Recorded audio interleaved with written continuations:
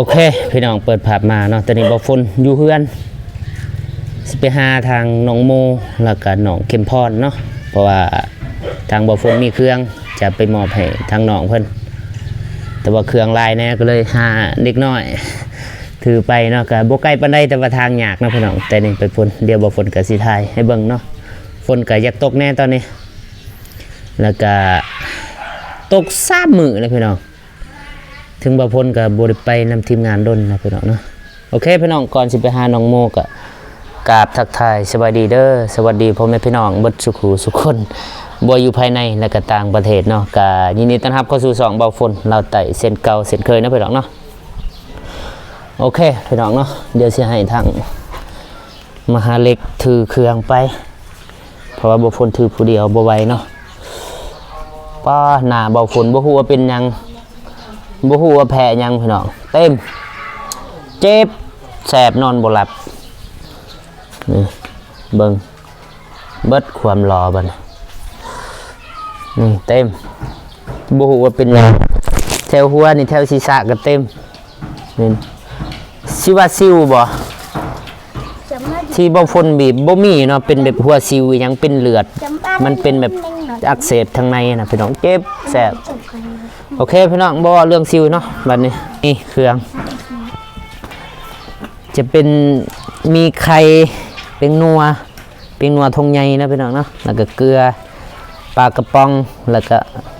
มาม่าแล้วก็ทุเรียน2 หน่วยเนาะเอาเจ้าสิถือหยังสบายดีเด้อจ้ะเจ้าซื้อหยังบ่น้องได้ไม่เป็นมันหรอกเจ้าซื้อหยังฮะลีโอลีโอเจ้าซื้อหยังกะเรื่องเด้นุ่งนิ่งผู้นี้เคยเห็นแล้วเนาะเคยไปหาน้องเดิมเด็กหน่อยนี่2 คนแต่ว่าผู้นี้ครั้งแรกไปถือ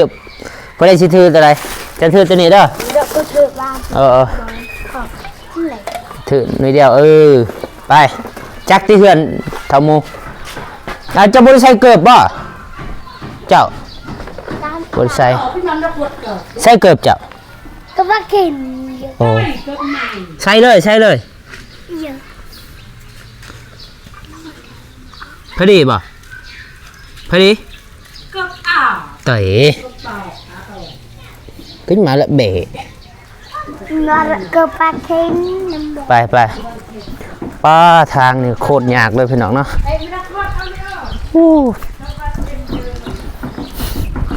ที่ต้มฝนตกพี่น้อง2-3 มื้อท่าเนี่ยฝนตกพี่น้องไปเฮ็ดหยังจ้ะบ่เอาป้าเฮ็ดหยังเนาะ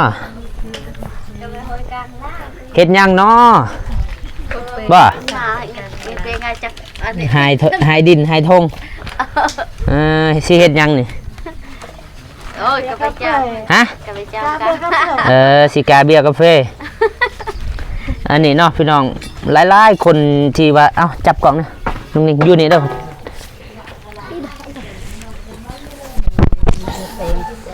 หลายๆคนบ่เคยเห็นเนาะพี่น้องอันนี้ขั้นตอนที่ก่อนเฮาสิได้กาแฟพี่น้องเนาะนี่แหละต้องผ่านขั้นตอนนี้ก่อนหายดินใส่ทงแล้วก็เอาในหรือว่าเมล็ดกาแฟนั่นแหละมากาแล้วก็เป็นเบียร์เนาะมันเบียร์มันเป็นแบบมันแตกออกมาแล้วมันสิเป็นแบบจะได้มันสิว่าอะไรวะบ่ฝนก็บ่เข้าใจเนาะภาษาไทยหรือว่าภาษาลาวแต่มันสิแตกออกมามันสิเป็นแบบเบียร์น้อยๆพี่น้องเบียร์น้อยๆแล้วก็แม่นบ่กาสินี่เลยบ่เบียร์หรือบ่แม่นโอ้บ่แม่นบางคนก็เฮ็ดแบบนั้นนะพี่น้องบางคนแต่ว่านี่น่าจะบ่แม่นมีแต่ว่าเป็นโรคเอาเบียร์อยู่สวนพุ่นแหละที่มันตกมันเหี่ยเท่านั้นแล้วมันแตกมันออกนอนะพี่น้องแล้วก็เอามาเสียบนี่เสียบไว้ประมาณ5 เดือนได้บ่5 เดือนเดือนนี้เดือนใดนี่เดือน6เดือน7เดือน8เดือน9เดือน10 11 12เดือน1เดือน2เดือน3เดือน4ปี1พุ่นแหละปี1พุ่นแหละประมาณสูงประมาณซ้ำนี้แหละซ้ำคืบ1 2 คืบแล้วก็เอาไปปลูกเอาไปลงดินนะเอาไปปลูกใส่คุมที่บ่ฝนเคยทายประมาณนี้แหละชีวิตแต่ละมือ ฟองเสาค้างอาให้เป็นธงซัมนิสิฮอดหาพันเนาะ5,000ธง6,000ปลูกลายเห็ดตาหนึ่งก็5,000ซะให้มันต่ำละ5,000เห็ดตาหนึ่งมันจะมีส่วนผสมนี่แหละขี้แกบขี้แกบใส่ยังไงนี่มันจะขี้แกบบ่แล้วก็ปนกับดินแล้วก็ขี้แบะไปหาพุ่นน้องโมไป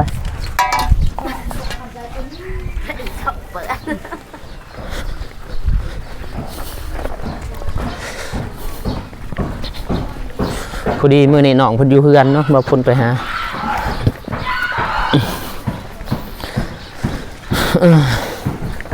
บ่มีของกินเนาะทางสองไอ้น้องเพิ่นทางน้องโมแล้วก็เข้มพรเนาะทางผู้ใหญ่ใจบุญทางฝั่งไทยเพิ่นก็อีต้นก็เลย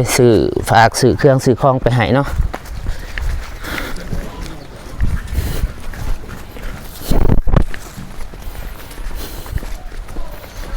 โอ้เสือกระขาดนะเจ้าก็ได้บ่มีเสือบ่เจ้ามีตัวเดียวนี่บ่ฮะ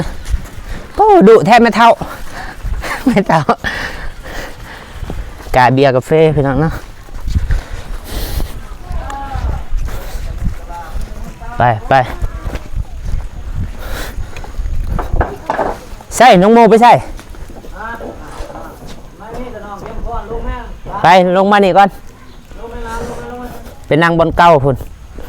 ใช่น้องโมไปใช่ผู้ใดนี่ผู้เคยเห็นพุ่นนี่บอลน้องผู้ชายนี่เสือเขียวลูกเจ้าบ่ลูกกับนี่บ่มีผู้ใหญ่เนาะไหวเนาะลงมานี่โมเก็บพอดมานั่งนี่ไว้ไปนั่งนี่เจ้ามานั่งนี่ไว้นี่ปะอยู่นี่แหละปะหันละ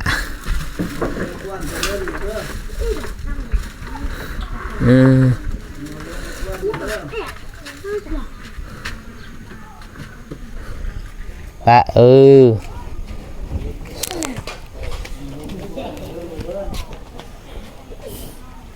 เอาถือกล้องถือเป็นถือทีมานั่งนี่เนาะ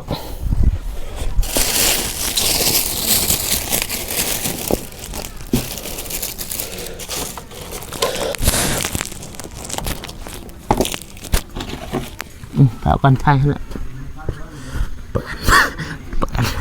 เปิดกัน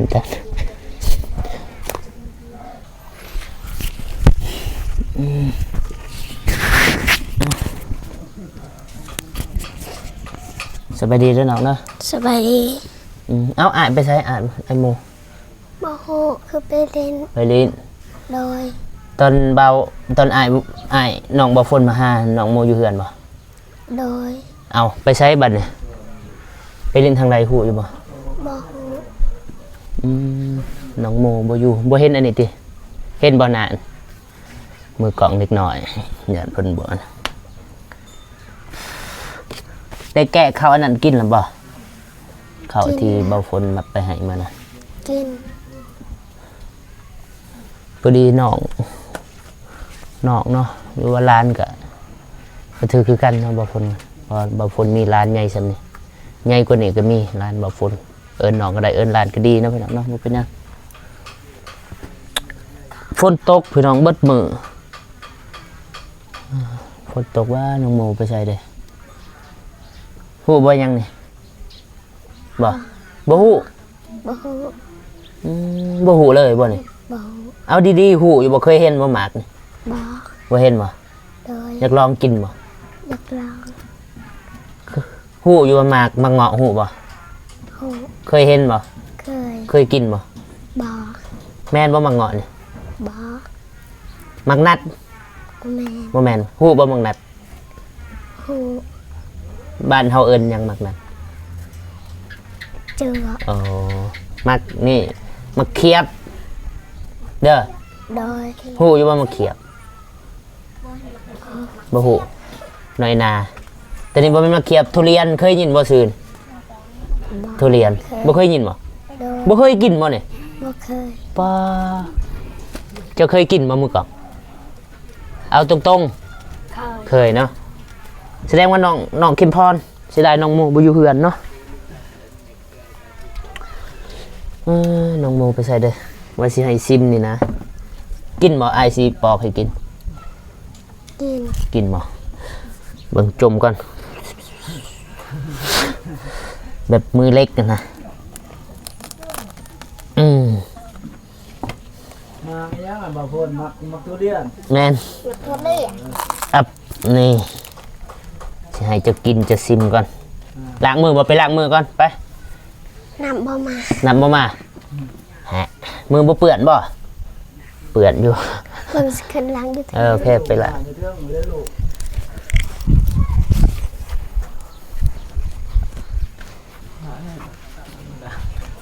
น้องโมบ่อยู่เนาะพี่น้องเนาะ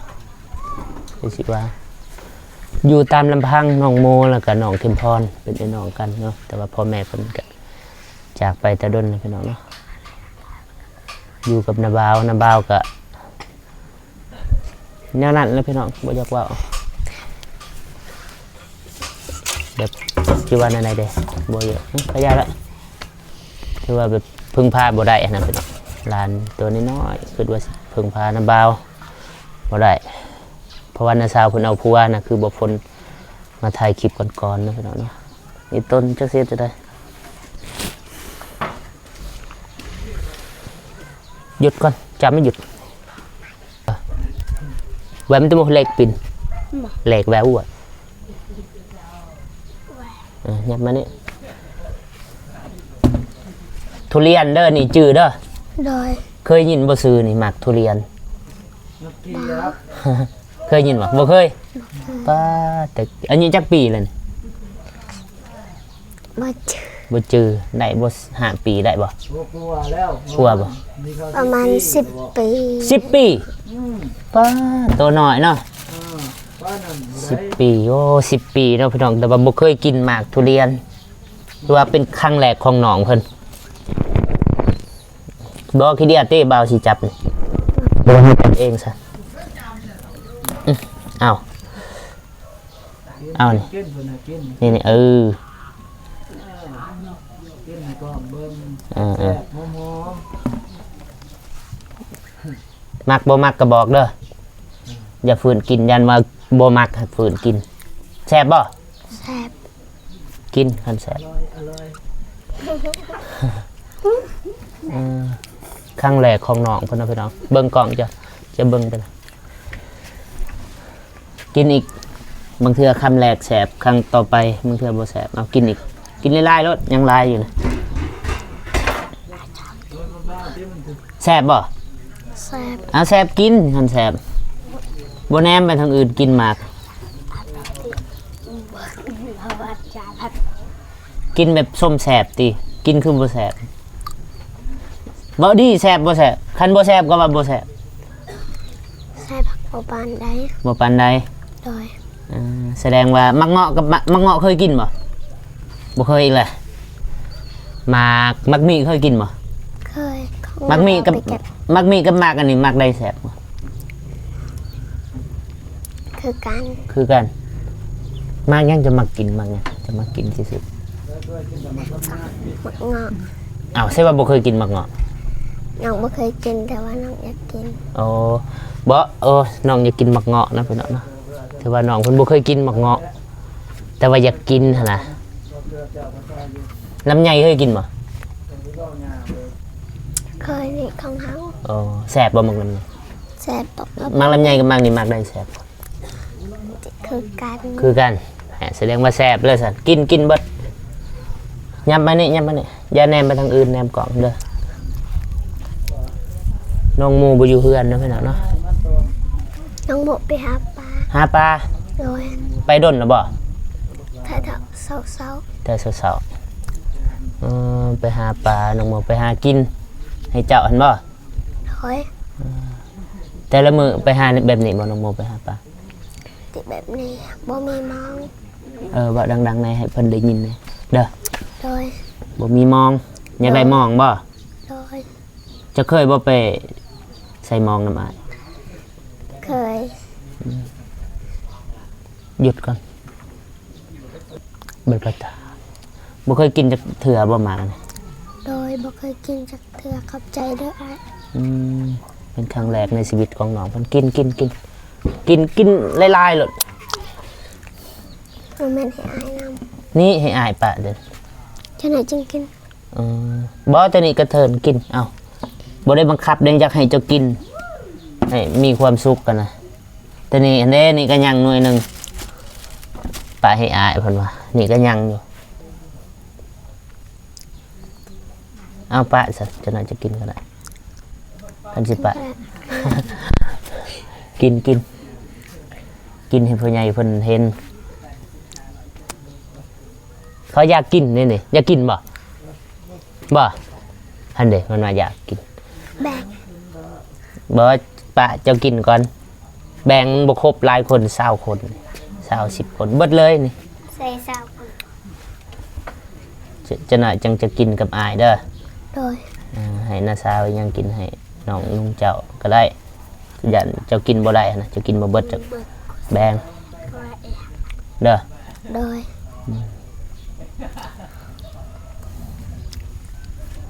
นี่เนาะหมากทุเรียนถือว่าเป็นครั้งแรกของน้องเข็มพรเพิ่นน้องเข็มพรน้องโมถ้าผู้ใดหูชีวิตเนาะนับตั้งแต่นั้นมาเป็นแบบครอบครัวที่ทุกข์ยากที่สุดนะพี่น้องในบ้านเบาฝนก็ว่าได้เนาะในบ้านทงวายเป็นครอบครัวที่ทุกข์ยากที่สุดก็คือครอบครัวน้องเข็มพรนั่นแหละเนาะแล้วก็จังมาได้เฮือนหลังนี้เบิ่งกล่องที่จังมาได้เฮือนหลังนี้เนาะก็คือเฮือนที่เพิ่นช่วยเหลือคือกันแต่ว่าแม่เพิ่นจากไปแล้วพอเพิ่นก็บ่ได้อยู่นํเพิ่นก็เลยอยู่กับน้าสาวแล้วก็อยู่กับอ้ายเพิ่นน้องโมมีแต่บ่ทันใหญ่นะอยู่กับน้าสาวแล้วก็น้าบ่าวพอดีน้าสาวเอาผัวออกไปอยู่กับผัวเหลือแต่น้าบ่าวแต่ว่าน้าบ่าวก็คือว่าพี่น้องจะติดยุกติดยาเนาะบ่เป็นตาเนาะพี่น้องมีแต่หลาน2คนน่ะเลี้ยงน้าบ่าวเพิ่นน้าบ่าวบ่ได้เลี้ยงหรอกตามบางคนเพิ่นแต่ต้นเกลือเป็นหนัวยังบ่ หมดแล้ว คันยังสิเอามื้อเด้เบิดบ่ เบิด เกลือยังบ่ เกลือก็บ่ฮู้เนาะ อันนี้ยังหูบ่ ปลาปอง ปลาปองอยู่ดิเอ้ยอยู่ดินั่งปลาปองนั่งอยู่หันเดี๋ยวบ่ไปอยู่พุ่นก่อนไปอยู่จับ ดักเลยค่ะ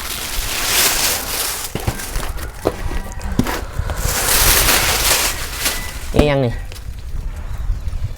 มีหรือว่ามาไวแบบนึง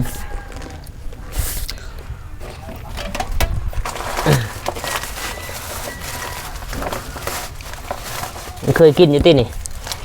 เคยของบางคนเอามาให้ โอ้ใครนี่เคยกินบ่ เคย พูดบ่ยัง บ่ น้ำตาลเด้อแม่นบ่น้ำตาล บ่ฮู้ แป้งนัวอันนี้แป้งนัวเด้อ เคย แป้งนัวทุ่งใหญ่มากขนาดเนาะแล้วก็เกลือโอ้เอาปลากระป๋องปลากระป๋องปลาปองหรือว่าปลาติดคุกเกลือไข่แตกไปจ้ะแป้งนัวหมากทุเรียน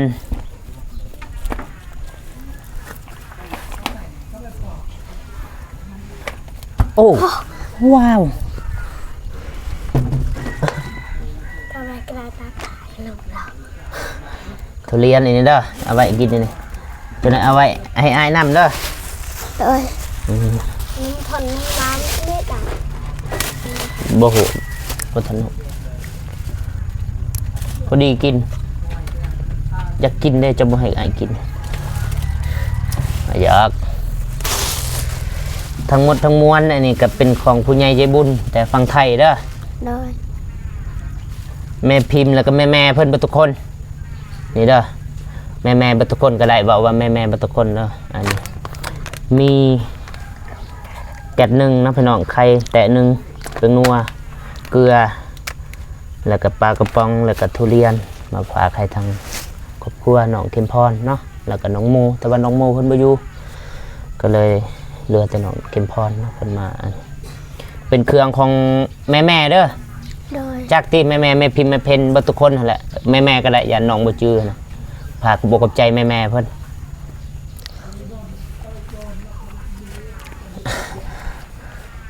ป้านี่ก็นะอายผู้บ่าวบ่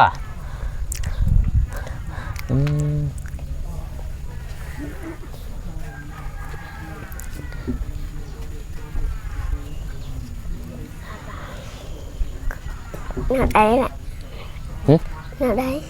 ขบอกกับใจเคยจากที่ขบอกกับใจ จาก แม่เพิ่นทั้งหมดมีแต่ว่าแม่เด้อ โดยบนกับคนที่แม่ฝากเครื่องไข่มามีเกลือเป็นนัวปะป้อง มาก ทุเรียน นะ ให้ร้านจังใดก็ขอให้แม่จงมีแต่ความสุขสุขภาพแข็งแรงคอยอยู่มันขวัญยืนพัฒนาสิ่งใดคอยได้สิ่งนั้นสาธุ โดยสาธุคืออายว่าอะไรของแม่ฝากมาให้เด้อมีแต่ว่ากินประหยัดอันนี้บ่มีของกินคือน้องโมไปหาของกินบ่นี่ โดย ไปหาปลาอายเพิ่นไปหาปลาเนาะพี่น้องก็เอาอันนี้กินก็ได้เด้อ โดย น้องโมกับบ่อยู่เนาะเงินให้มื้อนั้นเบิดแล้วบ่ซื้อกินขนมกันน่ะ ยัง ยังบ่น้ำอายบ่ โดย เอาไว้กินนี่ให้น้องกินให้อายกินก็ได้เด้อ โดย โอเคเนาะพี่น้องก็ประมาณนี้เนาะบ่พุ่นมาหาทางน้องเข็มพรแล้วก็น้องโมแต่ว่าน้องโมเพิ่นบ่อยู่เพราะมีผู้ใหญ่ใจบุญแต่ฝั่งไทยเนาะเพิ่นอีต้นเพราะว่าเพิ่นก็ช่วยเหลือทางน้องโมแล้วก็เข็มพรเนาะตั้งแต่เพิ่นแหละตั้งแต่เริ่มต้นนั่นแหละจนฮอดมื้อนี้ทางผู้ใหญ่ใจบุญนี่ก็บ่ปะบ่ถิ่มเนาะโดยเฉพาะก็เจาะน้ำเจาะในให้แต่ว่าปัจจุบันนี้น้ำในก็ใส่บ่ได้แล้วพี่น้องบกแห้งเบิดแล้วก็ถือว่าปัจจุบันนี้น้องเข็มพรบ่มีน้ำใสนะพี่น้องมีแต่แล่นไปน้ำห้วยแต่นี่ไปน้ำห้วยประมาณหลักหนึ่งเนาะพี่น้องหลัก2หลักหรือว่ากิโลนึง2กิโลพุ่นแหละไกลเติบเลยพี่น้องอันนี้เป็นของแม่เด้อจื้อฮู้อยู่ติแม่เพิ่นเคยซอยเรือมาตลอดนะทีมงานแม่เนาะแม่พิมพ์แม่เพนแม่กันแม่ลินแม่ติวแม่กัญญวีแม่เพียรเบิดในทีมงานแม่เนาะพี่น้องเนาะจะได้บ่พ้นก็ขอบอกขอบใจ